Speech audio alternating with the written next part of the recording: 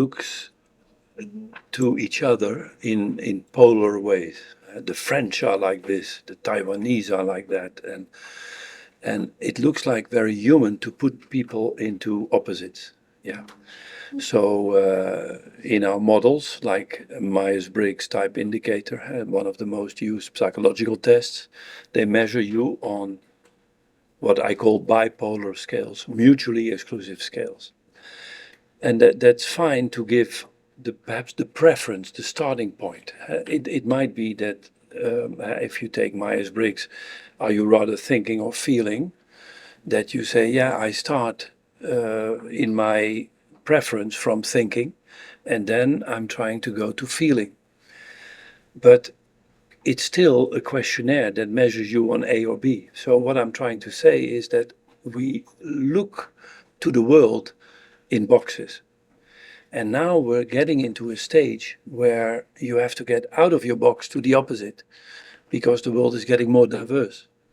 And what I'm trying to do with our work is to say, okay, let's be very clear what the boxes are as your preference, but let's then go into combining opposites so that both are enriched. If I give an example, rules versus exceptions, there are cultures who rather are rule driven. There's a rule, you better follow it. In Europe, the Germans and the Swiss are very known for, there is a rule, you follow it. If you go to the more Latin cultures, Argentina, Venezuela, it's much more like, well, yeah, there are rules, but let's ignore them, right? And both have positives and negatives on both sides. But if you would ask the question, what can I learn from people who are liking exceptions? Like creative people are always exceptional. And you make it into a rule, then you have, for example, mass customization. Customization is unique. It's for that customer. But mass customization is what we can learn from the car industry. You have a central body of the car, and then on top of it, you customize it for the particular client. Now, this is an example where we try through a methodology to help clients who say, oh, so it's not one or the other, it's one through the other.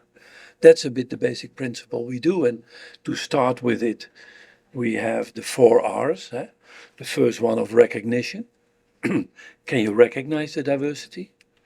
The second one is respect. Can you respect both sides? Is customization as good as standardization? Yeah, they're both okay. There's nothing wrong with it. But on both are negatives. Standardization leads to non-flexible. You cannot move easily. And customization can lead to chaos.